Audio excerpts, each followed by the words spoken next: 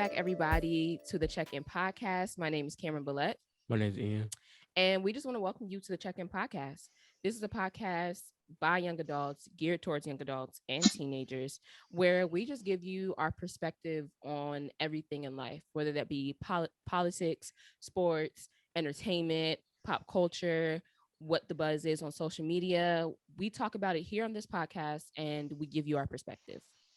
So if this is your first time watching the podcast, this is an episode from our season 3. And I encourage you to go back and listen to or watch our other episodes from seasons 1 and 2 on either Apple Music, Spotify, or YouTube. And if you're a returning guest, again, welcome. And thank you so much for your loyalty and dedication to this podcast. It doesn't go unnoticed or unappreciated. But I do encourage you to share it with your friends and family if you enjoy it and it keeps making you come back. But with that being said, we're going to welcome our guest for today, Nicholas Ashman. Hello, what's going on, dude? What's up, Nick? Introduce yourself. Who are you? What do you Uh, do? I am Nick Ashman. I'm a certified flight instructor, commercial pilot, single engine. Going to be a multi-engine commercial pilot soon. Um, yeah, that's the only interesting stuff about me. Okay. I'm pretty boring There's inside of more that. interesting stuff to Nick, but Nick and I and Ian, we went to high school together. And yeah, so let's just get into it. So But as everybody knows, if you've seen the podcast or heard the podcast before, we always start out with, if you use one word to describe your week, what word would that be? And because you're our guest, you're gonna um, go first. okay. It'd probably be relief in a sense. Mm-hmm. Um, because I've had a lot of studying and stuff this summer. A lot of exams, expensive exams, and I passed all of them. So like now, the like I guess the brunt of my flight training is done. So Mm-hmm. now I get to get paid to teach people how to fly. I get paid to do other stuff, and it'll be a lot of fun now making money, and Now not it'll be having to fun. pay to fly. Yeah, Okay, so your word is relief. And what's your yeah. word? I would say my word is rested. Because I didn't go to work today and just been hanging out with you and Jesse all week. So yeah, I would say it's rested. Okay. Um, Move it closer and then turn it to you. Okay. Okay, so wow, it's great that you guys are feeling relief and rested, but I'm a little jealous because I'm like super, super, super stressed out. And I've been taking summer classes and I'm at the finish line, but it's just like it's so much work and I'm so exhausted and I have a job and another one and it's just like my head is hurting. I'm the sleep. I don't even really think I'm in like I don't know what my sleep schedule is. I just know I have to be up early and whatever time I go to sleep it doesn't matter because I need to be up at a certain time. So I'm just overall stressed, but I'm glad to hear that you guys are rested and relieved. Um how's your summer been so far? Let's talk about that. You Uh, mentioned it a little bit already.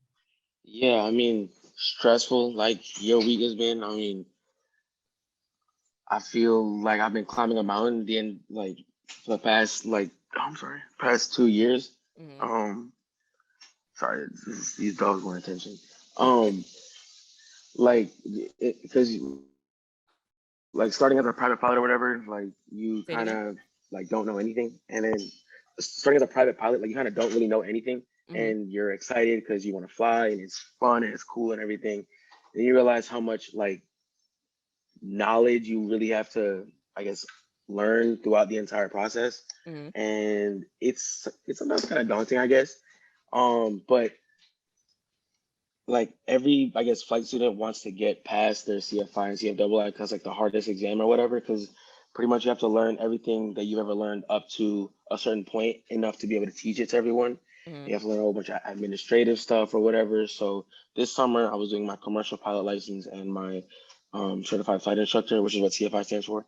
Um, so it was hectic. I got out of school and nothing really changed. Like school let out and I was still going to the air park every day, like trying to Hmm. get flight hours in, trying to learn or whatever. Flying Taylor Waters, who also goes to AU, is one of my best friends. He helped me out because he's a semester ahead of me, so he helped me like study for my commercial. Um, and then balancing all that with like the other half of my life, like making money and doing media work, doing music work for churches and stuff like that, is it's been stressful and hectic. But when I was talking to my mom about it, she said the climb is always hardest when you're almost at the top. So I was telling my girlfriend just now, like, I better be at the top because it's getting really hard right now. Because No, I feel you. I feel you. yeah, It's true. It's true. Cause like I said, like my summer class hasn't ended. Like it ends on Tuesday, right? mhm. But it's just like I'm just like I don't know if I can make it till Tuesday. Like it's only 2 days away, but I'm so stressed. I'm so It's hard. stressed. Yeah, yeah, yeah. Yeah, that's true.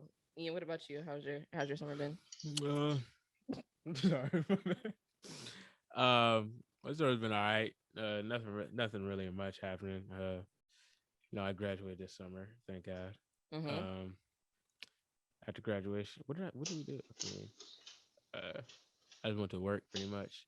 But my birthday's coming up. I'm about to do something for my birthday, and yeah, I guess that's pretty much it. I mean, I've been to my friend's house and stuff like that, but Mm-hmm. like that's just regular stuff I do. Oh, we gotta go to Hershey Park tomorrow too. So I Yes. mean, I guess that's another highlight. But yeah, nothing really too spectacular or anything like that. Mm.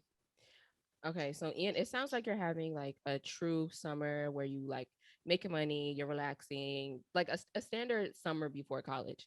As far as me and Nick, we're doing just I I don't want to say a little too much. We're doing what we got to do, because we're close to the finish line, especially graduating. But in saying all this, like in me talking about how stressed I am, and Nick talking about all the stuff he's got going on this summer, I wanted to ask you guys a question that I don't think we necessarily ask ourselves enough. And the question is there such thing as being overly ambitious?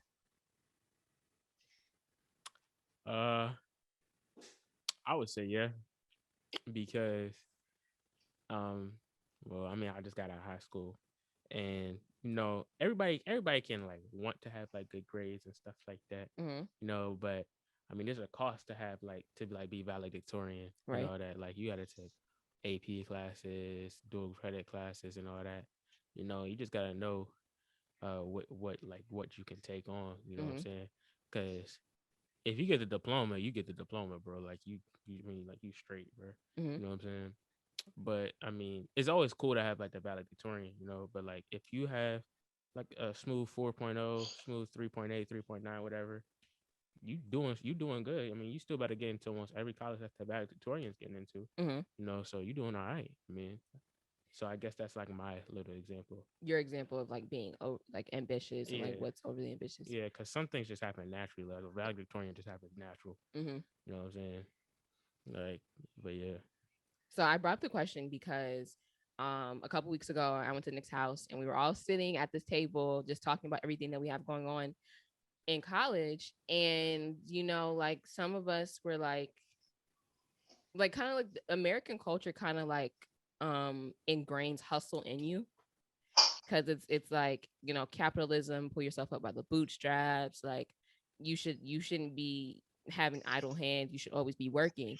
But then we were talking and we were just like, maybe it's time to take a break, or maybe we need to know when to take a break. So Nick, you didn't answer the question yet, but do you think there's such thing as being overly ambitious? I mean, I definitely. So anybody who know me, going like or knows me well, like it's kind of contradictory me saying yes because I believe in dreaming big, right? Like Mm-hmm. I don't think you should sell yourself short. I think like if you dream small, you're being disrespectful to God because like God made you like as a special creation, whatever, Mm-hmm. and He knows the desires of your heart, and like He wants you to achieve anything that you can put your mind to. Saying that, you can be overly ambitious for the work that you're willing to put in for something. So, like my first semester of college, I failed every single class. Right, I was taking like around 23 credits at three different campuses at MC. Right, Mm-hmm. because I got deferred acceptance for second semester into UMD, and that's where I wanted to go. Right, so I was taking like 23 credits, and classes were at the Germantown campus, the Rockville campus, and the Silver Spring campus. So I would be driving like all over Maryland in like one day to be getting all my classes. And Oh being my someone who's just gosh. getting to college at a high school, like that Mm-hmm. kind of does that like that's You too got no much, time right? to adjust. You just Yeah, yeah. oof. So, but I was, dead set on like, oh, I'm gonna be an engineer. Everybody says I'm good at math, so I'm about to do this. I'm gonna Mm-hmm. take econ and calc two and film class and music class and chemistry lab lecture, all that stuff, right? So, but I hadn't developed the work ethic that I have now, and my situation wasn't necessarily conducive to me being very efficient either, driving to three different campuses. So Mm-hmm. that was definitely overly ambitious, but I still believe in dreaming big as long as you know what it takes to get there if you're willing to put in that work. Like if I knew what I was getting into, taking all those classes, and I set up a system for me to, get my scores done efficiently, then, you know, it wouldn't be overly ambitious, but Mm-hmm. I guess I didn't plan very well, so it turned out it was over ambitious, I guess. No, I definitely agree with that. When I got to college, like I don't think there's been a semester where I've taken like less than like 18 credits. Whether like it's whether it says it or not, because they be trying to get you with those 1 credit classes. And I Oh still count yeah, it as three because it's like I'm in there the same amount of time as a one yeah, credit as a 3 credit class. Like that don't y'all make can no write that sense. on there, but to me it's three. But no, I definitely agree with like what you're saying. Like I had one semester where I didn't even have like too much of a workload. I just wasn't doing good mentally. And then on top of that, like it was Mm-hmm. Calc 1 and the teacher was bad. Like Mm-hmm. it wasn't me. Like I was like when a class is hard, like definitely like when you get to college, you'll see like certain classes need more of your attention. And that's balance. That has nothing to do with you're not, doing what you're supposed to do. But like when I tell you like I was dedicating all of my time to that calculus 1 class and I just was not gonna pass and I had to go to the teacher and I was just like, honestly, I need you to answer me honestly. Like the drop day is on Thursday. Do you think I should drop this class? Yes or no? And he was like, yeah. And I was like, okay. So I dropped the class and I kind of felt bad because I was like the first semester where it was a 4 credit class. So now that brought me down to I just dropped that class and I had to also drop a physics lab. Mind you, my major was physics at the time. I'm like, I'm about to be this engineer, Dang. same as Nick, and Ian wants to be engineer too. So I was like, I'm about to be this Well, make sure you engineer. like it, cause Yeah, yeah. You just need to make sure you like it. But I was saying it's gonna be all this, that, and the third. And then here I am, like finishing the semester with only 12 credits. And I'm feeling like a loser. I'm like, bro, like this is not me. Like I'm supposed to be getting in and getting out. So that was just a lesson on like not taking off more than you can chew. And the topic that I really want to talk about today, knowing when to say no and like knowing like your limits, because I asked if you guys like if it was possible to be overly ambitious, because like while Nick's saying dream big and do the best that you can, especially since God has called you to do amazing things, I do think it's important to know yourself and to know what you can and can't handle. And okay, let's say you can handle it, doesn't mean you should handle it. You know what I'm saying? Like doesn't mean that you should sacrifice your time, should do that and the yeah, third. I think that depends on your priorities. So like, it depends on like what your tier list of things that you want more than like anything else, right? So Mm-hmm. not everything, not every opportunity you get you should take, but like, well, I guess for most things, unless it's those like super high priority things. So like for me, if it's something that's gonna like benefit me financially, I gotta take a serious look into it. Or like if it's something that's gonna benefit me later, I might have to like work the hell out of myself like right now because I know it'll benefit me later. Like, but that's only for like very, very specific, like niche things in my life. But other than that, yeah, like you definitely gotta, even if you do get a bunch of opportunities, like you should look like I mean, look, I still like to play soccer, right? I play it when I have free time, but if I got the opportunity to like say play like intramurals or whatever, right? I ain't got time for that. Like with the way I'm about to be taking classes this semester, being an instructor, like making money, like stuff like doing media deals with churches. I ain't got time to be playing soccer if I'm gonna be video editing, teaching students, get assigning homework to students and stuff like that. Like I ain't got time to be playing soccer, but I got time for media work, music, video editing. I got time for aviation stuff, of course. It's like those are the things that I'm willing to almost overextend myself versus other stuff that just aren't that high on the priority list, I guess. So I'm asking both you guys, how do you say you brought up opportunity and yeah, I'm not sure if you've encountered this yet, but how do you like know when to say no to an opportunity, even if you feel like the opportunity is going to be an advantage for you? Oh, I have an example for that. Um, it was at the beginning of summer. It was like after like a week after like our last day of school, Mm-hmm. and uh, NCAT, I got an email saying like apply for like this like take the summer class, Mm-hmm. and if you like pass it, we'll like give you like if you like pass like with a good grade, like we'll give you like $1,000 stipend or something like that, like every year, or and like that will guarantee you like internships and stuff like that. But I was just like, do I really want to do more online work right after I just like just graduated? Mm-hmm. And I was just like, it seems good, but I know that no matter like what school I go to, I have the connections. I know that I have I will always have good grades. You know what I'm saying? So What do you say? uh, You said you'll always have good grades. yeah, there's no way I'm not gonna have good grades. Man, I remember I thought the same way. It's like right there. Okay. But It's just not. I ain't going like Yeah, put you down. Yeah, I'm Like not I gonna believe crap you, on bro. you. Like yeah, if you feel like you're gonna have good grades and there's nothing's gonna shake you, I would believe in you. And I'm gonna pray for you. But You need that attitude in college. that was big yeah, talk right there. but yeah. So yeah, I said no to that one, Hmm. and yeah, and that's an example. Okay, that's a good example. You knew like even though you're just getting started, so that probably had an effect on you too. Like that was the first opportunity handed to you, and it's not going to be the last. So you probably knew that already. What about you, Nick? Um, Beyond like that being a faith thing, like I don't know, because I be taking every opportunity. Like I have the tendency to always initially say yes and then say no later, Yeah. and like it's kind of a little bit of an issue sometimes. Like for example, I got this offer to be MD at a church, and it like everything up front sounded exactly like the type of opportunity I would take, where Hmm. the pay was good, um, and I was like, okay, well this sounds good. Like I like playing music, I play a bunch of instruments, so it's like okay, like, and I have a lot of people that I can call on to play for me and with me. So like, all right, like this sounds chill.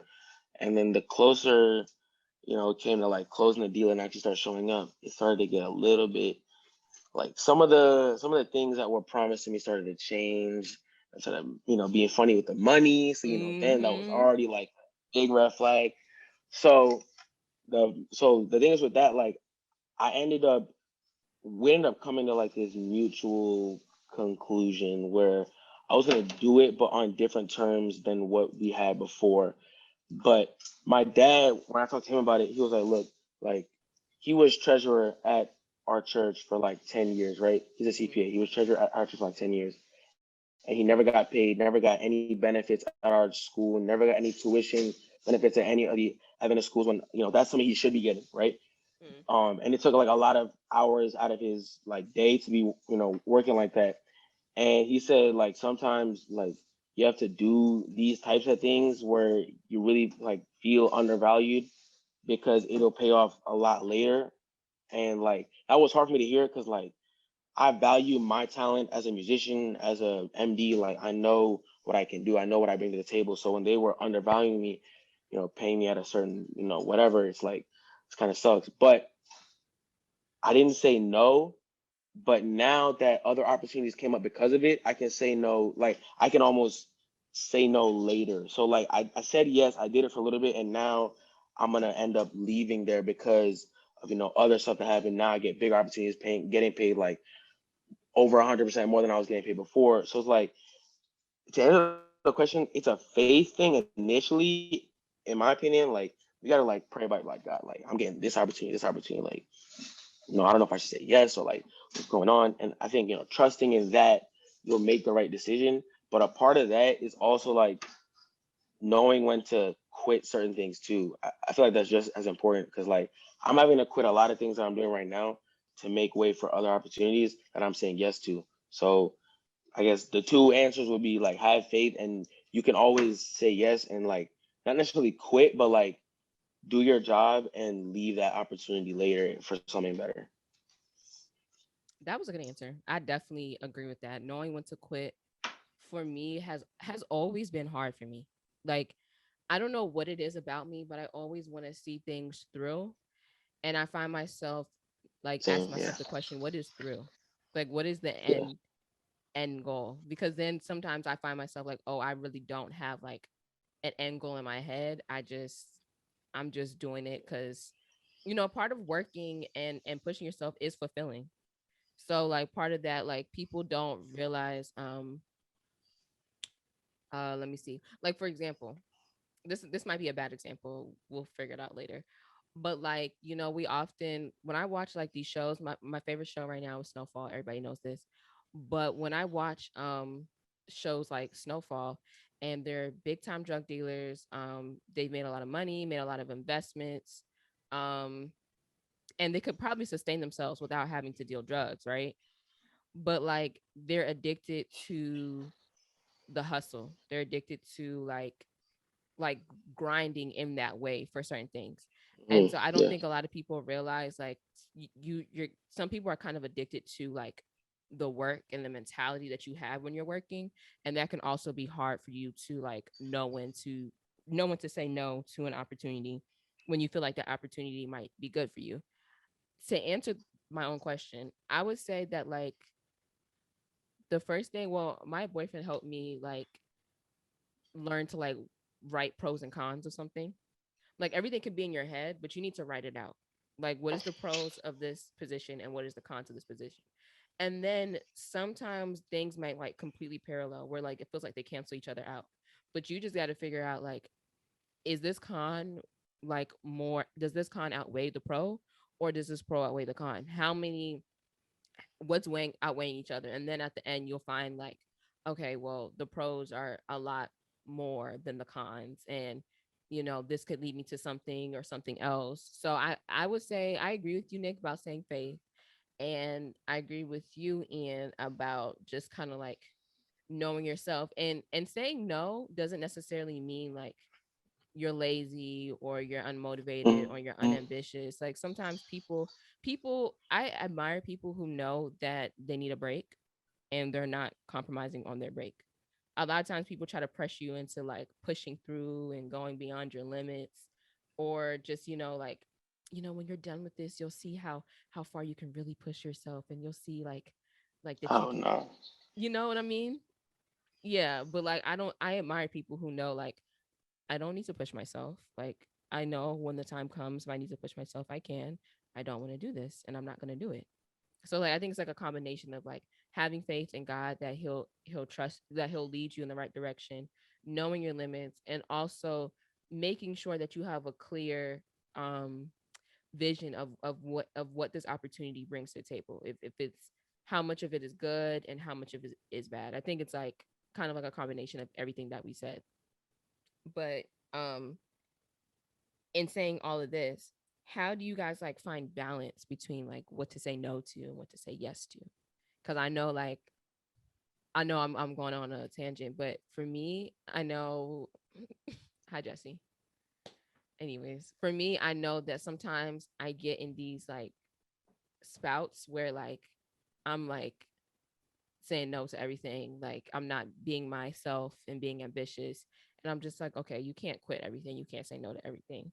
And then like I'm having trouble finding balance because then I'll have moments where Mm-hmm. it's just like I say yes to everything and just commit myself and regret it later. So how do you guys find balance between saying no to things and saying yes to things? Mm, I can go first yeah. if you want, Ian. Yeah. Um, I think it gets easier the more you simplify what you want in life. So for me, like I plan on being wealthy, right? I plan like it's not like something like I want or whatever. Like it's something I'm going to be. So everything I do in my life reflects that aspect, right? Like how am I making money? How am I investing my money? How am I making money without necessarily working for this money, right? And everybody talks about, like the cliche stuff like passive income and oh, invest in real estate or buy like, but like that's like mainstream kind of like all chit chat stuff. Like when you actually get down to like what like the discipline of saving money, like understanding budgeting, understanding credit, understanding, like long-term investments versus short-term investments, understanding like even things in the market that are like easy, like trading like options instead of actual shares versus in the short term stuff versus like having a Roth IRA, like just like a regular IRA, like just stuff like that, and then you can figure out how you want to get to where you want to go. So I know I'm gonna fly for a certain amount of years, and then I'm gonna make enough money to be able to fund all the things that I want to do investment wise. So every decision, every opportunity I take, like kind of points or forwards itself towards that. So if something in my life comes up where it's not giving me capital and not just like not even capital leverage. So like there's I was listening to a podcast and this very successful guy. He says there's like three types of leverage. There's capital, which is like monetary leverage. There's technology, and there's like labor leverage, right? I don't got nobody working for me, so I don't have labor leverage. I'm broke. I just spent like over like $3,000 on like exams or whatever, like so that's I'm not necessarily rolling in dough, right? Um, and then there's like technology, but like I have to figure out which one of those 3 points of leverage is most accessible to me, I can reach the quickest, and that's how I make my decision. Because again, if I have all three of those, I have a successful, you know, business, successful investments, successful things that are making money for me. So my decisions now have to reflect that, like working hard in terms of like staying every summer, like only spending a week at home in a year, like stuff like that. Networking with people, meeting people, talking to people, finding more people who I know, because that those opportunities and those decisions are gonna take me to the next level. Like I'll end with this point. I had an instructor who taught me in December 2019, and he was instructing, making like $20 an hour in December, and he got a job flying corporate like jets or whatever, and he went from making like $20 an hour to like 50,000 a year in like a month, right? And that was like a big opportunity for him. That's what we all want as pilots, to go from that CFI role to getting a job with like an airliner or like a corporate gig. And I stayed in contact with him, whereas like a lot of people kind of just use their instructors to get to where they want to go, tell them what they want to do, pass their test, and kind of just like throw them to the road. I kept in contact with him, so did Taylor. So we were able to meet up with him. Like this is like now in 2021, we met up with him at his job. He showed us around, showed us all the jets. Whenever we met the CEO of the company, and this is like multi-million-dollar company. Like it's with their clients are multimillionaires. Like some of the people are like owning jets that are like $54 billion, and like they're owning them outright. Like not even like getting loans. Like they own it like straight, like liquid, 54 million bucks, and it's like crazy stuff or whatever.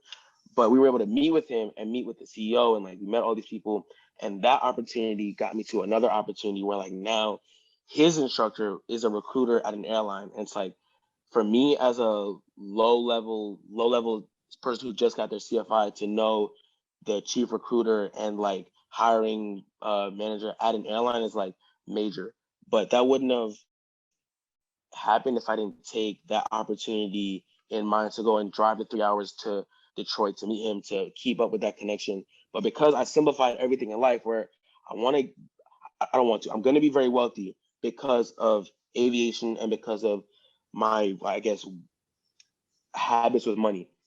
Because I smoothened, like, I guess, made it very explicit what I want, all the opportunities kind of get simple. If it's not doing this, if it's not getting me there, then I don't want it. So I guess that it's a long answer, but like Mhm. that's what I guess use to simplify my opportunities. No, it makes sense. That's what you so you simplify things so that you can know like what's really even worth your time thinking on hard. Yeah, like looking at the end goal. Like this is what I want at the end of the day. Hmm. Like these things are what I want. Will this Are get you any to of these that? opportunities getting me there? Yeah. And like, is this the only way you can get there? Yeah, or is this getting in the way? If I'm taking this, is this getting in the way of something else that's gonna get me there? That kind of thing. Yeah, that makes sense. That makes sense. What about you, Ian? How have you learned to balance what you say yes and no to? Um, I really pray on things. Mm-hmm. I pray on things. I mean, and it's kind of hard, like not to. It's not hard to pray, but it's kind of hard to like Be patient. not well, yes, but like hard to like see like the sign from your prayer or like hear the sign from your prayer Mm-hmm. because you have to decipher between what God's saying, your conscience, and what the devil is saying. Dang, Those are three things you got to decipher from. And that's so hard, bro. whenever I have to like make a decision and or like whenever I have to make a decision to say yes, no, uh or like to think of something, even with like people in like relationships, I'll like pray on it. And the first thing I'll ask for my prayer is to give me like a clear head and a sound mind. And I've never been steered wrong from that. So yeah. That's very good. Mine is similar. I definitely always pray, but I've been working on being like more intuitive and just more present with myself. And for me, like running myself ragged, my mind is stronger than my body, but most of the time my body is telling me like what time it is. And I've really this honestly since the pandemic, I've been listening to my body more. Like your body is exhausted. Your body, can you push yourself? You can, but like your body is telling you that you need to sit down. Your body is telling you that okay, your knee's been hurting you. Could you go to the gym and push through it? Yes, you could, but maybe you should just take a rest. You've been going to the gym pretty consistently. Like just take a rest. Or it's like sometimes it's like I know for this summer I passed up on a film internship, and me being a film major and this being like the first film internship offered to me, I said yes. But then I just thought about everything I had going on in the summer. I have a fellowship already. I do another job on the side. I was taking 2 summer classes. I knew I was traveling. This particular internship wasn't going to pay me. And even though it was with a production company that was like up and coming and they had produced some things I already knew and had already seen, I had to really listen to my body. And because I had such an awful summer last summer, I was taking computer science one. So for me, it was extremely hard at the moment. And I was also working at a grocery store during the pandemic. And those two things nearly killed me last summer. Like that was it. And now we're coming out of like now it's like not even post pandemic, but we're post quarantine for real. And things are opening up more and I have more responsibilities and more things to do and more expectations since like everything's not closed. Um I had to like really sit there and I'm just like, last summer was hard, but did you get through it? You did get through it. Do you think you could get through it again? Yes, I could. Do you want to do that? Do you want to put yourself through something like that again? And just like really just like sitting there meditating, really just trying to be present with myself and ask myself these hard questions. So for me, it's been more being more intuitive. For you, Nick, it's been more just simplifying things so that you have like a clear Yeah, goal. And you, Ian, you say that you always pray and you always ask for a clear mind. That when you brought that up, that's in my opinion, that's so important because yeah. um I've noticed like when people are like, God give me a sign, they make jokes like on social media, like God give me a sign, and then it's like the sign, and then it's like that DW meme. Um, I don't care that you put that there because I can't even read. You know what I'm saying? Have you seen that? Yeah, Yeah. yeah. Yeah, like it's just like you asking for a sign, and then God gives you a sign, and then you ignore it, or it's not the sign that you want, and then you kind of like trick yourself into thinking like, and not even trick yourself, you manipulate yourself into thinking that the sign that you asked for is not the clear one. But I think it's very important to what you said is to ask for a clear mind, because that can be really hard when you're thinking about something, especially if you're thinking about something for a long time, and especially if you're thinking about something that you don't even want to do. Because that's where, like, it's gonna lead me to my next question, but that's where the discipline comes in. Like, okay, I don't want to do it, and it'll probably make me uncomfortable. It'll probably exhaust me. But is this something I have to do? Is this something that I need to do? Is saying no? Am I weakening myself by saying no? You know, and all the things are going on in your mind, like as you think about a decision and think about what to say yes and no to. So that, like, brings me to my next question. Like, you guys know what to do when, like, you're battling between saying yes and no to something. Um, but obviously we say yes to things that we don't want to do and we just have to get it done. My question to you guys is, like, how do you guys keep yourself not only motivated but disciplined and staying on your course? I would say I keep myself disciplined just by uh knowing what the like outcome of like what I know I have to do is. Mm-hmm. Like I don't ever want to go to the gym. I just want it just to all happen overnight. Yeah. But like, you know, I know like I'm gonna feel better. I know mentally I'm gonna feel better. Um I know it's just better for me overall. Mm-hmm. I don't I never wanted to get up and turn my laptop on, you know. But I knew I said you're not gonna graduate without that. Mm-hmm. Um I never want to go to work. But I said you would not have this money in your bank account if you don't do the work. So I mean, just knowing the outcome just helps me stay disciplined. What if, like, the outcome is far? Like, college is 4 years. A lot of people dip off, they quit, they drop out. What about things where, like, the for you saying the gym, like, okay, That is kind of you may far not get though. your body right away, but the serotonin levels hit immediately. Like, the clearer head hits immediately. As far as working, you might not want to go to work today, but payday is next week. Like, that's pretty quickly. Like, how do you go about staying disciplined and motivated when, like, the finish line is not that close? Uh, the finish line is not that close. To be honest, the way I literally just like when I count down days, I'm just like the way I do that. I'd be like, if I make it to this time, that means I only got this much to do, and it never really happens that long. So Uh-uh. if you just keep on repeating that, it's gonna go by quicker than you think. Or like, I'll try to like, I don't. It's kind of hard. It's kind of like okay, yeah, like that. It's kind of hard. Hmm. Like So you put yourself on, like, you have, like, smaller goals, and, like, not yeah, goals, but, like, you have yeah, checkpoints. yeah. Like like high school. I said if I make it to sophomore year, I really only have junior year and senior left. And then if I make it to like spring break, I don't really got much to do after that. Hmm. You know what I'm saying? So yeah, I just break it down, to be being Into honest. checkpoints. Okay, that makes sense. What about you, Nick? How do you keep yourself, like, disciplined and motivated? Not only when, like, the finish line is close, but when the finish line is, like, far away. Um, Understanding the difference between motivation and discipline. Like anybody can be motivated to do anything, but discipline is like when you're not motivated and you still do it. And true discipline is like developing something in a habit. Um, so like um I kind of okay. I read this book called Grit, Hmm. and it was like a really good book on like like fighting through adversity and stuff like that or whatever. And like that word kind of gets stuck in my mind where it's like, okay, well, I need to have grit and just do this. Like I need Hmm. to stop being soft and just do this.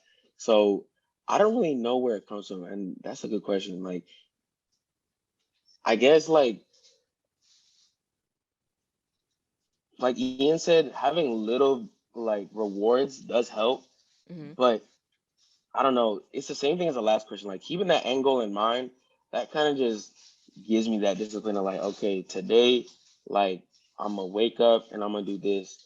Like going to work. Like Hmm. work was cool and all for a while, but it kind of stinks. Like I like I hate waking up and getting yelled at by opioid addicts all day. Like it's Mm-hmm. annoying. I work as a pharmacy technician for context, but like is interesting. I mean, I'm leaving that job right for other opportunities, but like even then, like I've been there for like a year, and it's just like I guess like the little rewards, like getting to work and it's like, all right, like I enjoy my commute to work. So I get in the car because I like driving, right? I Mm-hmm. love my car, I'm a car person, so I love driving. I love rolling through the gears or whatever. The 30-minute drive is like a nice reward for getting up. Getting to work, all right, let me work until when I worked the 8-hour shifts, it was like, all right, I'm gonna put a little podcast in and I'm gonna just grind. Let me work till my 15-minute break. All right, let me work till my lunch.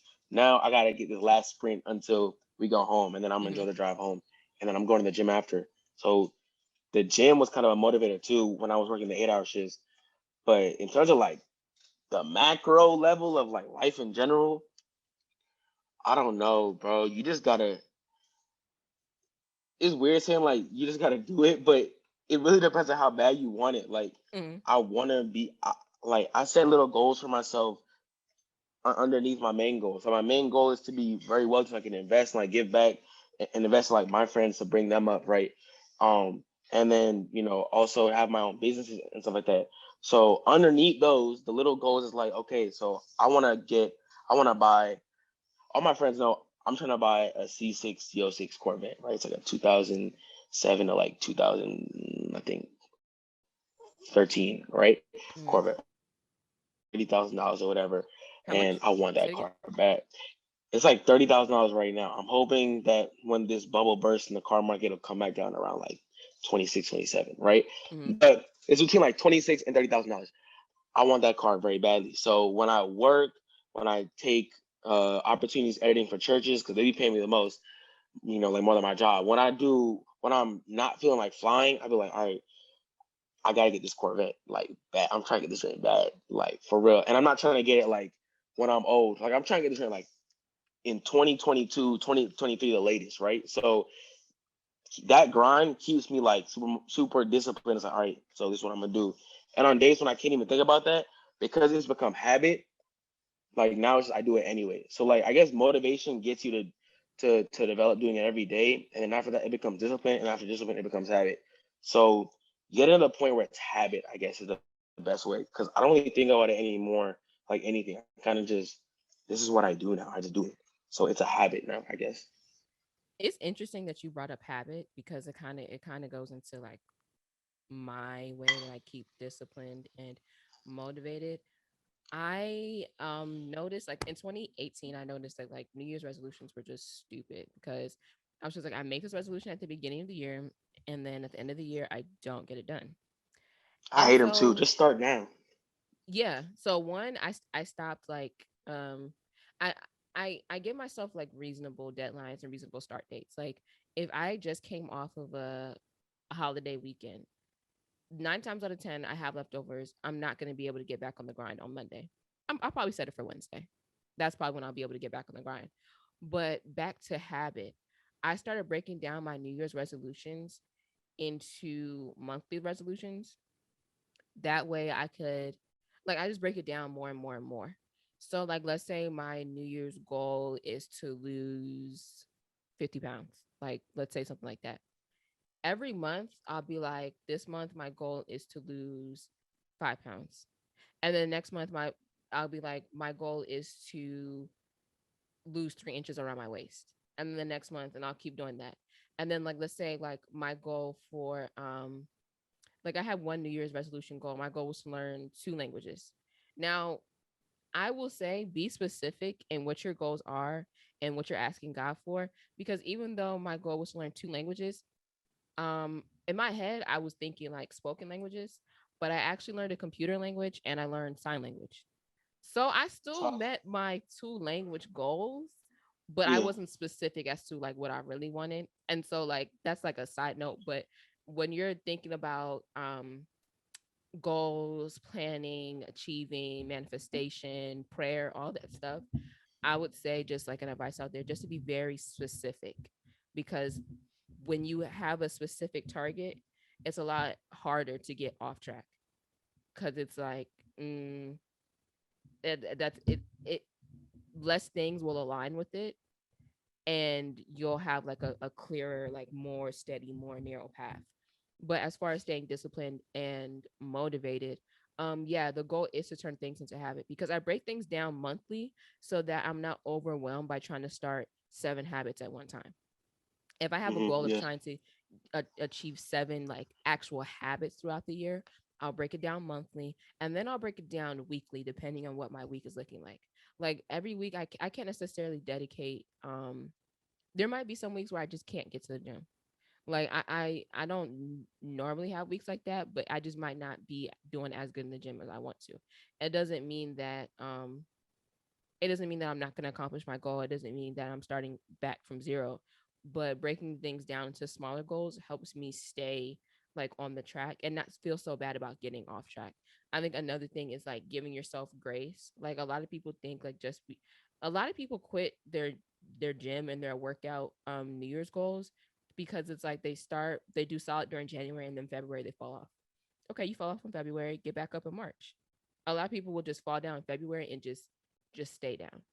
And so my two things I would say are to stay motivated and disciplined is to be human and give yourself grace when you fall off course, because it can happen and it will happen. And to bring down your goals into more bite-sized portions. That way you don't feel overwhelmed and feel like you can't achieve what you're doing. So Oh yeah. yeah, that's solid, bro. Yeah, that's what I would say. And it's helped me in college, it's helped me in regular life. Um just the power, it's helped me with the power of just saying no to things. Like we're talking about ambition, we're talking about things that we say yes to, we're talking about how we keep our commitments balanced. But honestly, and with everything that you guys said and everything that I said, it helps me to know what I absolutely can't do. And that brings me to my last question before we get into a game. Um, how do you guys, I want to say, like, we're talking about ambition and just everything that we can do. How do you guys handle, it's a two-part question. How do you guys, handle when, like, you come to the realization that you can't do something? Like, it's kind of a hard pill to swallow, but that you can't do something. And then B, how do you guys like mentally and physically like um regroup? Uh, I to when it comes time to say no to something, it like or to like quit. I guess right. You said Yeah, yeah, to yeah. say Like, no how or do you to know when to leave. Yeah. quit? Um. I mean, number one, if it's impacting your spiritual life, if it's impacting your mental health, if it's impacting your physicality, like obviously those three things almost go without saying.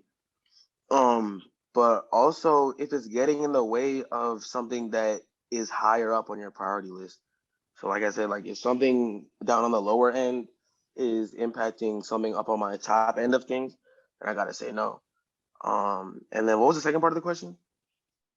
So we're talking about like being ambitious and everything that we can do. How do you go about like regrouping and like when you take your breaks and you kind of like have to get your mind and your body right again? Like, how do you guys go about that? Like, what are some of the, I want to say, self-care practices that you guys do, Mm, if y'all do any? Uh, I mean, my girl be getting me on or getting on me for this, but like I don't really I have an issue with I guess treating myself or making things about me because I kind of just like I kind of just want to like grind and like get to where I'm trying to go now. So like it makes it sometimes it feels like certain things are unnecessary, but I do certain things to take care of my mental so that when time to regroup comes, it can be a swift and very quick process, so I'm not sitting down in the dumps for so long. Like I don't be on social media no more, right? I mean, I have all my accounts or whatever, but like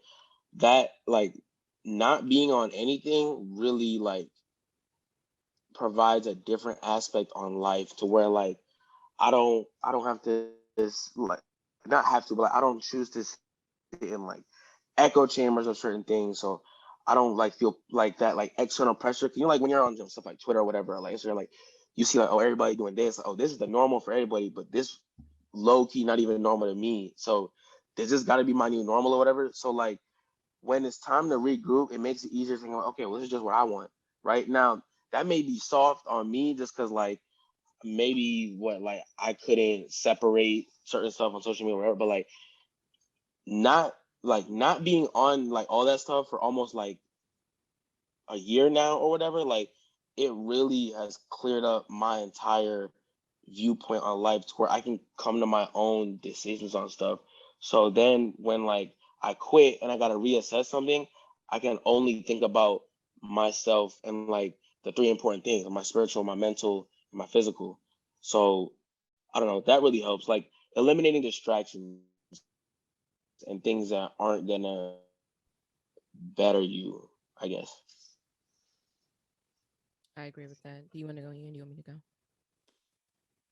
Uh, I guess the way I stay, the way I regroup is just like probably like talking to like, well, not even like really talking, but like just being around like Cameron or like being on like the phone with like any of my friends. Just having company by, um, or like I'll go outside, I'll shoot, I'll play basketball. Um, I might even go for a little drive sometimes. I Oh guess that. yeah, I love that. I'd Um, definitely be going for a drive or something happen. but yeah, I guess that's how I regroup really. Mm-hmm. How do you go about like how do you handle um how do you handle things when it's time to like throw in the towel? Uh, well, if you know me, I really don't like quitting on nothing, man. For being honest. Mm-hmm. Um, when it's time to throw in the towel, I don't think you'll really. It won't really like change. Like I don't. I mean, it would obviously change like my mental, Mm-hmm. but I mean, you really won't see like a decrease or like a change in like me physically. Um, Or mentally. no, you would see a change. Like mentally, I would see a change in myself because that's inside of me. Mm-hmm. Like you wouldn't see like a change in me like physically. I will always tell you that I'm good and stuff like that. You know. But like when I throw in the towel, I mean, I know it's something for a reason. So I just say, hey, let it work. Mm-hmm. You know what I'm saying? I don't know what the future holds. But hey, the future holds something. So let's do that. For me, how I go about quitting, this is gonna sound very like spiritual and yeah, this doesn't sound very spiritual, but I think water is like very cleansing, like in all aspects. So when I quit something, like I definitely like take time to like grieve. Like it's kind of hard like coming to realization that you can't keep doing this anymore or that you that's time to throw in the towel. I grieve knowing that like it's time for a new chapter or something better is coming along. And so when I say I grieve, like I used to like get on myself about like being so quick to cry, but I definitely like cry a lot more when I just need to get things out sometimes. Like sometimes it's just like there's just nothing else. Like I don't really want to scream. I don't really want to punch anything. It's just like the emotion is kind of like I just need to release it by crying. Um and that's how I go about dealing with like not I wouldn't call it failure because everything isn't like a fail. Some things it's just time to move on. But as far as self-care, I'm like big on self-care. Like you can't stop me from self-caring. Maybe you don't self-care, but I'm over here, I'm a self-care. And again, back to the water, like I start getting into so like of course like I clean my body, but mostly take showers. If it's time to like relax, I'm gonna take a bath as well because I'm gonna give myself time to like really be in the water and just like take a break. If I can get by a beach or a pool or just a body of water, even a lake, I try to do that as well because there's just something about being in the water that kind of just calms your spirit and just like makes you still.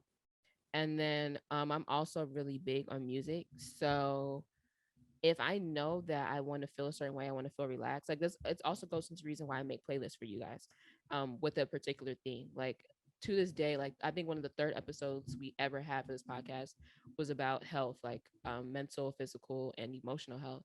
And I had this playlist titled "Relax, Relate, Release," and I still play it to this day. And it's just like a playlist that it just has the perfect not only like lyrics to go with things, but just like the perfect like sound, instruments, all of that that just put me in a relaxing mood. And even when like I'm trying to be motivated, like I have playlists for that too. Like certain bodies of work that I go to like, focus in. But in terms of like self-care, I surround myself with sense I stimulate my five senses in a way that relaxes me. So I stimulate my scent, my nose with like candles with like eucalyptus, lavender, mint. I already told you like my body, like I need to be near water. Um Sonically, like listening to certain music. Visually, um I don't do last year was just a heavy year for everybody, and I had to take a break from heavy shows. Like I want to do film, and I love like watching. I don't want to say most of the good shows are dramas, but a lot of the good shows are dramas. But I have to take a step back and like, no, I can't do any of that. I need to just be focusing on either things where it's not really story driven or something that's comedic. And then I don't remember what the fifth sense is, honestly, but I don't think it matters.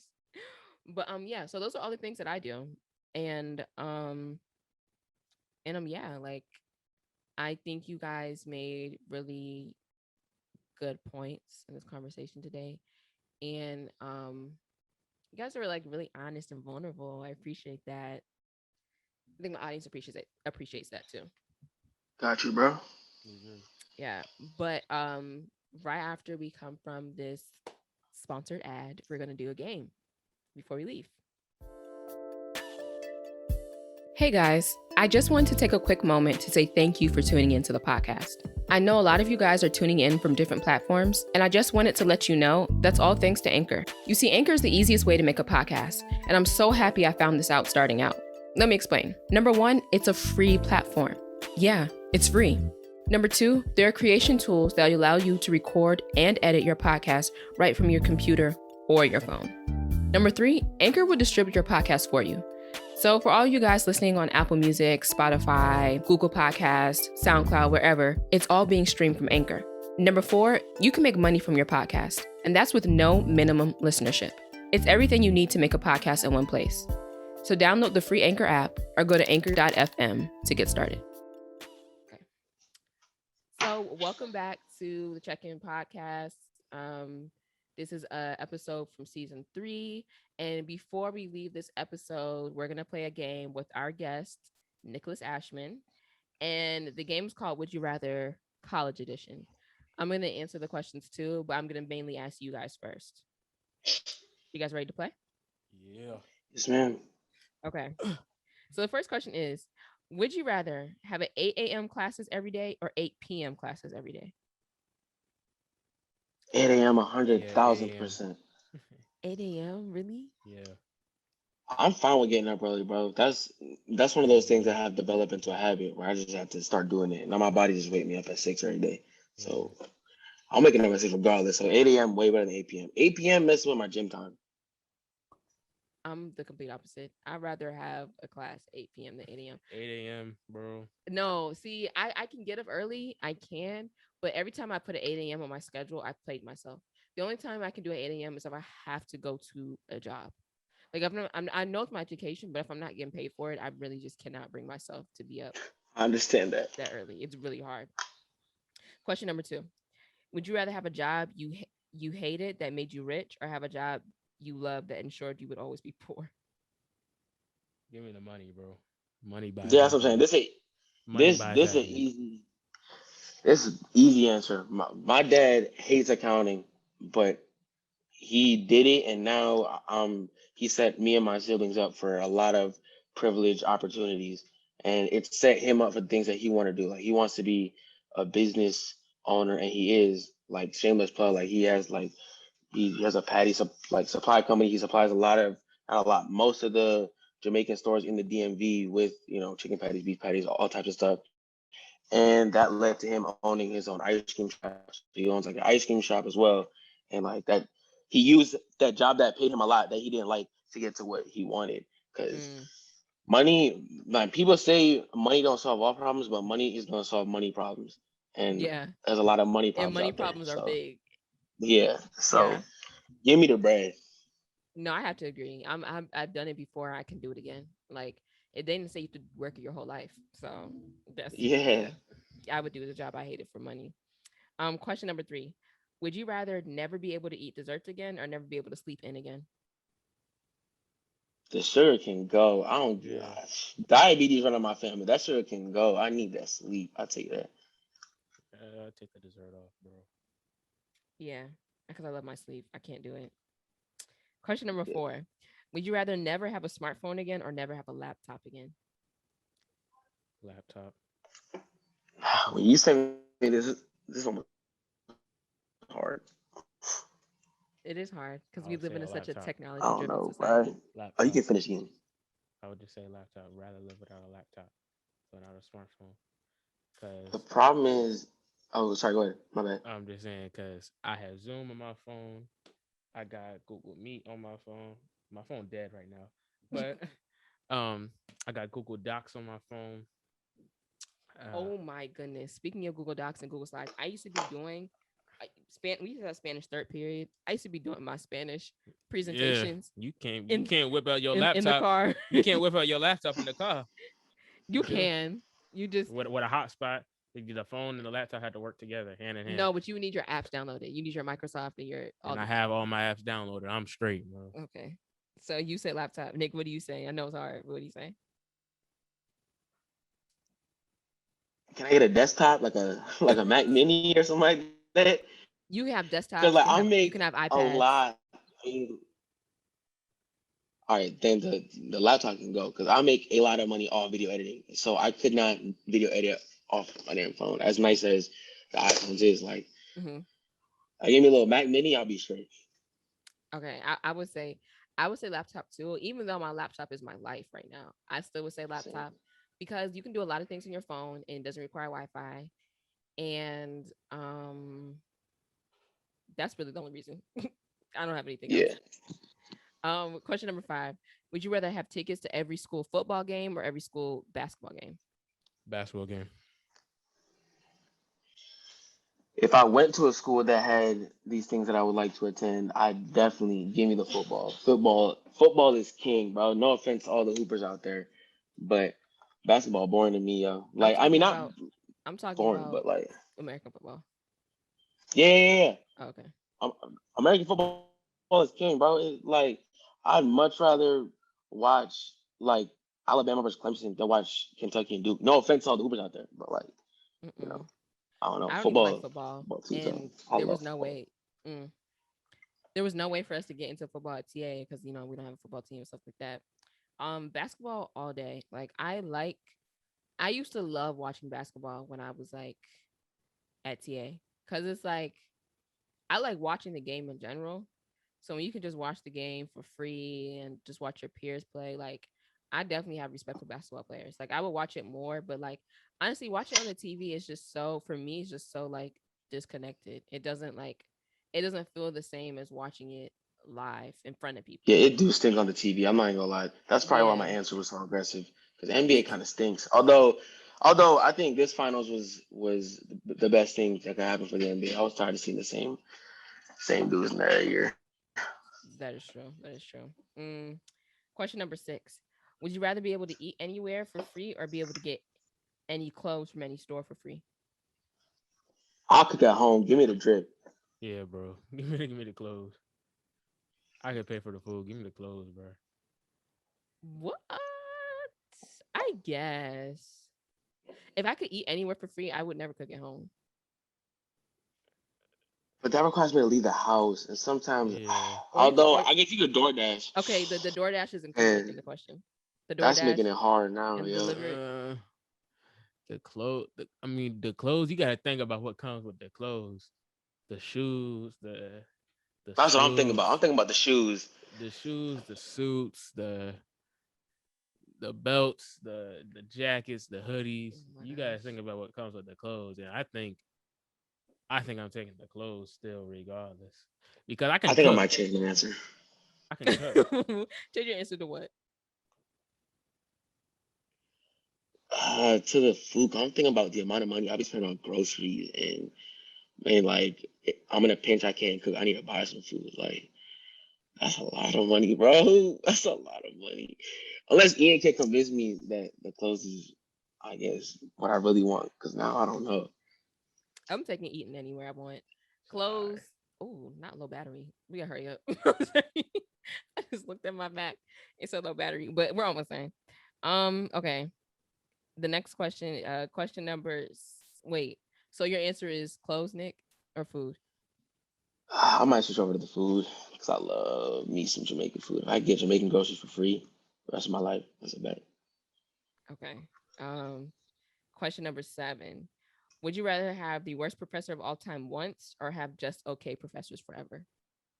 Just okay, professors, man. That one class, you know what I'm saying? I can't do that one class. Actually, I wouldn't even know. I haven't been to college yet. Y'all can't do that one. Yeah, honestly, I would say that the terrible professor once is really not so bad. Like once it's hell. Don't get me wrong, it's hell.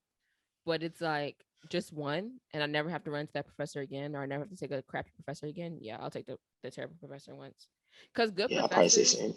even though bad professors really like do mess with you, good professors like have just as much of an impact on your life. And I like good For professors. sure. What would you say, Nick? 100%. I agree. I agree for sure. I'll take the one back, professor. Okay. Question number 8. Would you rather have a constantly messy dorm room or a constantly smelly dorm room? Give Give me me the the mess, messy. bro. Give me the mess, bro. Yeah. I cannot smell bad stuff. You know what I'm saying? While I'm trying to sleep, do my homework. No, I'm smell. living in the smelly one right now, bro. My roommate, this a little inside baseball, but my living situation, I got like this not old because that's kind of rude, but I got this 42-year-old dude living in my house with his kid because my last roommate left, like one of my homies, he left or whatever, and it don't be what I'm a very clean person, you know what I mean? So I be trying to keep everything clean, keeping the windows open, letting some air circulate throughout the house. But I be coming in there and that the like it's almost the texture of the air even worse than the smell, bro. It be thick as hell in there sometimes. Like that junk be so bad. I would rather the entire house be dusty and messy and I could walk in and it smell like some Febreze than me have to walk in what I'm walking into right now. Yeah, bro, because you can navigate mess, bro. Like I Yeah. don't think you understand. Like if a room is messy, if someone asks, "Hey, do you know where you put your wallet?" I'd be like, "Oh yeah, it's under the shirt right over there." Mhm. You know what I'm saying? If a Yeah. room was smelly, you can't bring nobody through. Like, No, nah, we but can't go to my room, bro. yeah, You're not gonna enjoy that. bro. Oh, the next question is, guys. Huh? Hold on, Jesse. Okay. Question number 9. Would you rather live very far away from main campus in the nicest dorm of all time or super close in a terrible dorm? Nice dorm all day. I love a good drive. I've experienced the bad dorm, the bad roommate How situation. far is it? I'll drive an hour, dog. I Very don't far. care. Like what is very far? The hour plus. Hour plus. Ah. Hour and a how half bad of is pushing it. how bad is the dorm? Terrible. like give me like some components of the dorm. These are the words of the It's question. smelly and messy. Yeah, smelly and Give me the drive. roach. Wait, oh my gosh. Oh, Side, drive. side note, side note, side note. Oh my gosh. I'm sorry, you're not on social media, Nick. But there was this Oh, I seen it. There's a TikTok. There's TikTok, and they were detailing a car, and there was roaches in the car. That's disgusting, bro. Come see, on now, dog. and it's the way that was not what I was gonna say. Anyways, Oh, for real? no. Oh, So there my was bad. this because I said roaches, right? So That's there what was we this think there of. was this Diddy posted this Instagram caption, and it was just him just like, just living his rich life. And the caption said, one time, when I was younger, I woke up with 15 roaches on my face, and I said I absolutely can't live like this. And then the comment said, "Was this at Howard?" Y'all kind of like that there, bro. That's a tough Roaches, scene, boy. some mice. Like it's not. It's. Moving on. Um, question number 10: would you rather lose your wallet once a year and have to replace everything in it, or lose your phone once a year and have to replace it? Oh, give me the wallet, bro. Oh wait, give me the phone. Everything in the cloud. I ain't getting Oh, a it new is in the cloud. I ID. forgot Yeah. about the cloud. Yeah, never I mind. ain't Give me the getting a phone. new ID, new credit cards. Yeah, Like, give me the phone, bro. Give me the phone. Yeah, yeah, the bro. phone. I was gonna say the phone because you can always go to the I know everybody's number that I need to know by heart, and you can always go to the gas station and get you like a prepaid phone for a minute for the meantime in between time. So yeah, that was question 10. You can do that. But we got a Okay. bonus question. All Our right. last question is: would you rather only have only terrible and boring professors but get all A's, or have great and interesting professors but get all C's? Give me the A's. I'll learn myself, dog.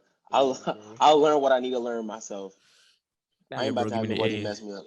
Facts. Well, thank you guys for playing our Would You Rather game. The audience out there, I hope that you had fun playing the game and you played it with yourself. And thank you, Nick, for being on our podcast episode today. Of course, bro. Thanks for having me. I really appreciate it. Is there anything left that you would like to say to the audience before we leave?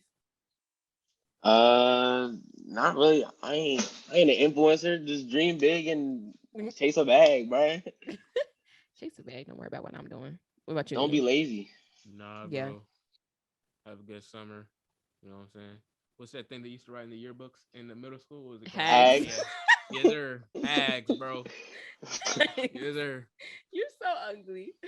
But thank you once again out there for tuning into our podcast. Like I said before, this is an episode from season 3. So if you're a first time guest and you haven't caught up on seasons 1 and 2, go do that on Apple Music, Spotify, and YouTube. Also, if you like this episode, share with your friends. Please like, comment, and subscribe.